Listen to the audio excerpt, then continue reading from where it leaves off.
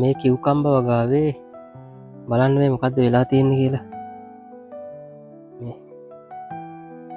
ඔයාලට හිතෙන්නේ මොකක් වගේද? නිකන් ගෙස් කරන්න බලන්න. මේ කොළවල රෝගයක්ද පලිබෝධ හානියක්ද නැත්නම් වෙන මොකක් හරි වගේද කියලා බලන්න. මම මල් වලක් තියෙනවා පෙන්නන්න.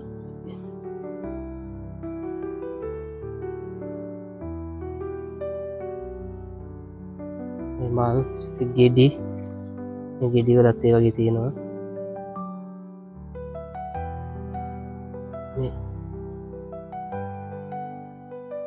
මේ හිතන්නේ මේ මොකක් කියලා.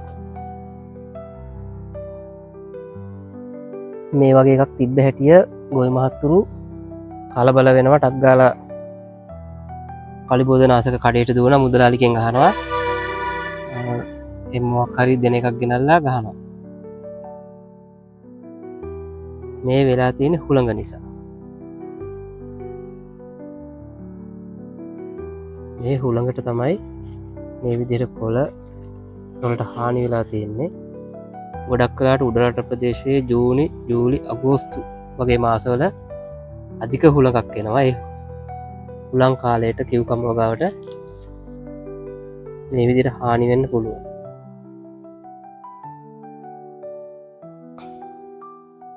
මේකෙදී පලිබෝධනාශක භාවිතයට කලබල වෙන්න අවශ්‍ය නැහැ. ගොඩක් හානි වෙච්ච කොළ තියෙනවා ඒවා කපලා අයින් කරන්න. එහෙම නැත්තම් මේක ලොකු හානියක් නැහැ. හැබැයි මල් වලට හානි වුණොත් මේ වගේ මේ බලන්න මල්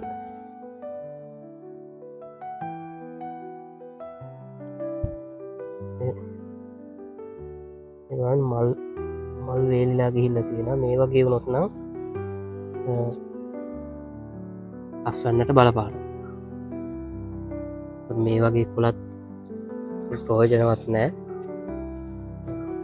මේ වගේ කොළත් ගහට ප්‍රයෝජනයක් නැහැ. මේ වගේ කොළත් කපලා අයින් කරන්න.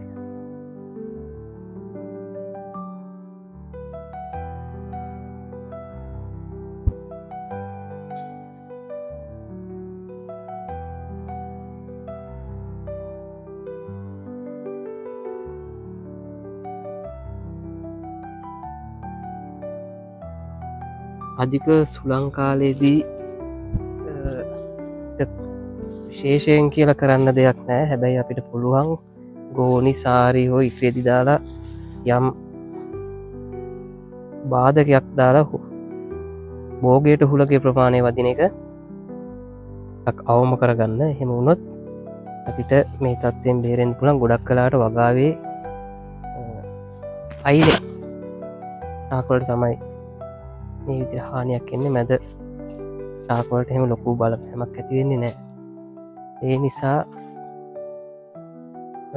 සුළම් බාධකයක් දාලා යම්කිසි ප්‍රමාණයක් මේක අඩු කර ගැනීමේ හැකියාව තියෙනවා. channel එක subscribe කරලා තියාගන්න. අලුත් කෘෂිකාර්මික තොරතුරු අපි නිරන්තරයෙන් ඔයාලට අරගෙන එනවා.